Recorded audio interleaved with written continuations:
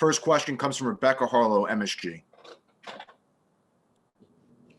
Hey, Austin. So the Twitter world went ablaze trying to come up with the nickname for you and Emmanuel. And so then quickly yesterday tweeted quickly or Quivers or Rickley. So I want you to vote in on this one. I don't know if I definitely don't like, you said Rickley? That's not Rick. Yeah, so the Twitter world, Austin was saying Quivers.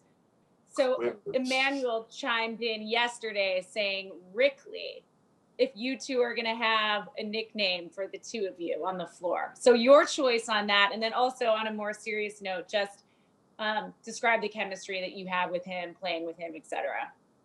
Okay. I don't know if I'm a fan of either of those names. I do want to, I think it'd be cool if we had a name, but I guess right now Quivers is the best we got. Like quiver means like shake, right? Or like be scared or something like that. I don't know, something along those lines, but I'll take Quivers, you know, if that's what we got for now. You know, more importantly,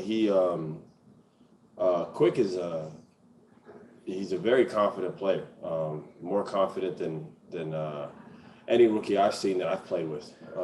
Coming in, he just plays like he belongs on the floor. He plays with an incredible pace about himself. It doesn't let anybody speed him up. And he feels like he belongs on any stage with any player. And that's a rare skill that you find in somebody at his age. So it's easy to have chemistry with someone like that. Steve Popper, Newsday. Hey, Austin. I know you were working on your own a lot and talked about not having the opportunity to practice. I think you played 33 minutes the other night. Just how have you felt conditioning-wise as you make that kind of jump? Has it been tough to do that? No, it's just built. It's just built. They've done a great job of helping me prepare for that. You know, here, if you're hurt, they make you work harder than when you're playing. That way, you don't want to be hurt. You don't want to miss games. I mean, not that anybody wants to be hurt anyways, but they do a good job of when you're out, they keep you in top of the line shape here. So it's built. It seems like each game I've played, I've gotten my wind up more and more and more. It's still coming along, but it seems like last game I pushed myself, and it just, when you do that mentally and confidence-wise, you just get to playing basketball again. You're not really worried about your shape. So it's getting better and better, I feel like. Bobby Childs, WBLS. Hey, Austin. Listen, given your playing experience, being around different teams, son of a coach, what does it take to create team chemistry in your eyes? To me, I guess everybody buying in. It's easier said than done. I know it's a vague statement, but when everybody buys in and everybody understands that, you know, they have a job to do, no matter how small or how insignificant they think it might be, it's significant. You know, everybody has a role in our team. I mean, some of the guys right now who aren't playing, their voice and energy is huge. We have guys like Theo, you know, Iggy, you know, some of the guys who are injured. You know, everybody's voice has been huge for us. Everybody is valuing their time, their minutes, their role. And when you do that collectively and everybody supports each other, then you can end up becoming a team. So that's what we're doing right now. So we just got to keep building off that. You know, we haven't done anything yet. You know, we're off to a solid start, and we got to go from there. Steph Bondy, Daily News. Hey, also, you haven't found a reliable barber in New York yet? No, I got one. His name's DK. He's solid. All right. I was just gonna ask, without Alec Burks and now Reggie Bullock is questionable as well. You know, how you guys gonna make up for that? Those are two good shooters. How you guys gonna make up for that? Just you figure it out, man. You know, next man up type energy. You know, guys like Theo. You know, I'm trying to think of Iggy, whoever else. You know, those guys are gonna have to step up and be ready to go. And then the guys who are playing have to be prepared for heavy minutes and just go out there and compete. You know, we got a lot of guys banged up. Even the guys who are playing, a lot of them are banged up. You know what I mean? So that's just basketball. That's the NBA. It's a long season, so guys are taking care of themselves. But whoever's in the game, we got to know what we do, how we play. And at the end of the day, if we play hard and we play with edge and we play hungry, you got a chance to win every night. So no matter who's on the floor, this is the NBA at the end of the day. So that's our job is tonight. Mark Berman, New York Post. Hey, Austin. Getting back to you and quickly as a combination, what makes it work? It seems like there's a lot of chemistry there, and you've never really played together. Yeah, I don't know, man. It's a lot of times it's just things just work. You know how I don't know how to explain it. I know how he likes to play. Like I said, it makes it so easy because he's so confident and vocal. You know, a lot of times rookies are quiet and unsure, so it's hard to play with someone who's unsure because they don't know where to be at or what to do. But he makes every movement, whether it's right or wrong, he makes it confidently.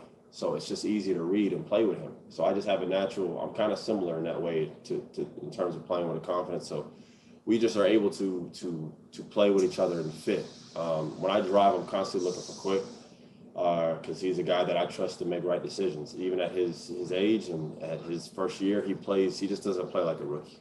He just doesn't play like one. So anytime you're playing with someone like that, you just can naturally fit in. We have time for one more. Rebecca Harlow, MSG. Austin, you mentioned how this team has all bought in. What makes it easy to buy into Tibbs' system? Because like you said, it's easier said than done. Well, I think one, Tibbs has a respect factor. So like when he comes in and he's saying the stuff he says, there's no negotiation. it's Tibbs' way or the highway. In terms of if you want to play, you have to play his way, and his way just means hard. You know what I mean? He's not forcing us to take this shot or say we can't do this. You know, Tibbs is all about effort, personnel, and you know, knowing your role, knowing what you got to do. So I think once everybody bought into that, understand, okay, this is what I got to do to be successful here, then I got to give up this, I got to do this, and that's just what he demands. So every day, day after day, repetition of us doing that, you end up just buying into a team concept, and then it becomes fun. You know what I mean? You see a little bit of success, you're like, okay, this works. You know what I mean? It's not perfect. We're far from being the team that we know we can be. We're still working. But in the process of us becoming that team, we got to win games. And the only way to do that is playing hard and just buying in and continue to trust each other. And that's what it seems like we have right now. Everybody's pushing another player next to him success. And that's a great thing to see. First question comes from Ian Begley, SNY.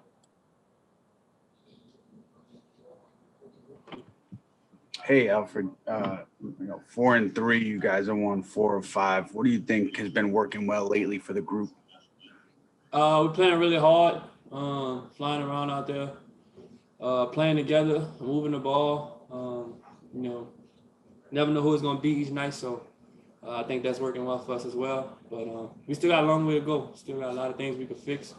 So we got to keep working.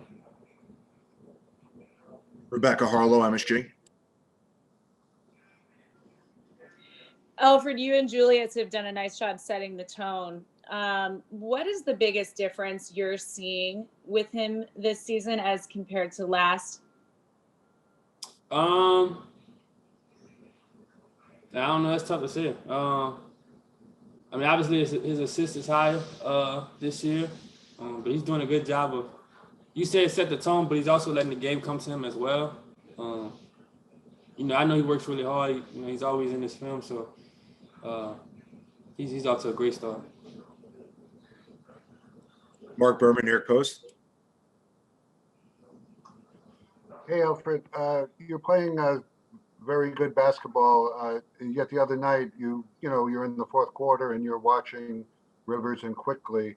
How does that make you feel? I mean, it seems like everyone realizes that everyone is playing so well, and they just have to, sacrifice at times. How was it watching that fourth quarter? Man, it was fun. I'm a competitor, I want to be in, but it was fun. We did a good job. We came back, we won, and at the end of the day, that's the ultimate goal. As long as we win, it don't matter who out there.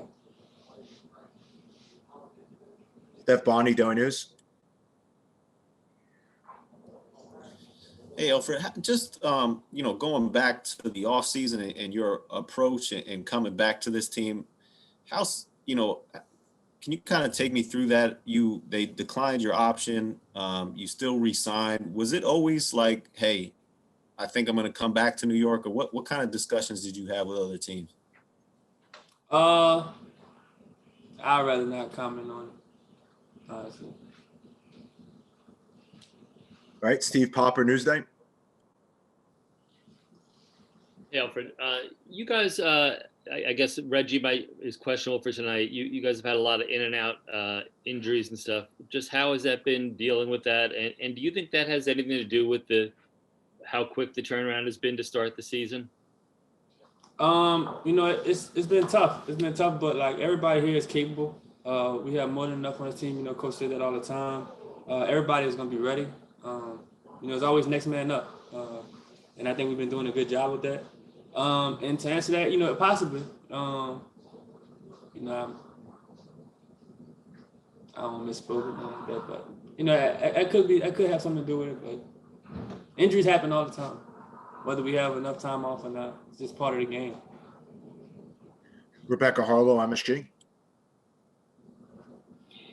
Alfred, from your perspective, we're hearing a lot about how this group is buying in. What makes it so easy to buy into Tibbs? I think just the fact that if you don't, you're not gonna play. He doesn't care who you are. If you're not buying in, if you're not doing what he's asking, you're just not gonna play. And I guess that makes it easy. Ian Begley, SNY. Emmanuel quickly said the other day that really all the veterans have been helping him, but he mentioned you specifically as somebody who's helping him on and off the court. I guess just what's your approach been there and offering advice to him, and what are you seeing from him? I take the same approach with everybody, man. When I come into a team, no matter what it is, I'm just trying to help everybody. I always try to leave, a place, better than I found it, and that's something I always try to do. But we're quick just trying to help him. He's a rookie.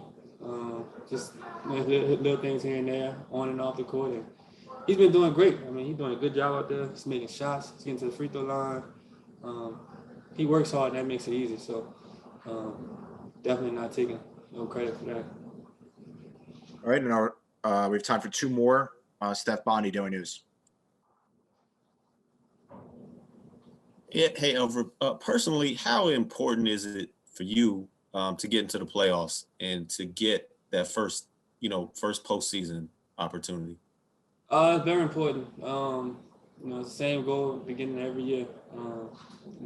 Definitely have a good chance this year. Still early, but that's the goal. That's the goal, and that's something I work for every day. Trying to do 1% better, just a little bit better, to get to the playoffs, get there. And our last question comes from Steve Popper, Newsday. Hey, Alfred.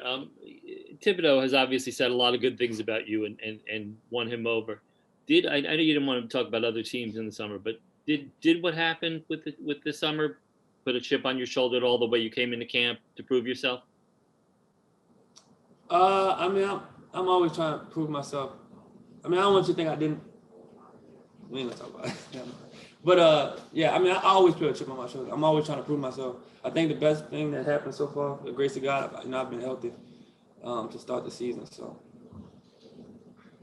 that's been the biggest thing.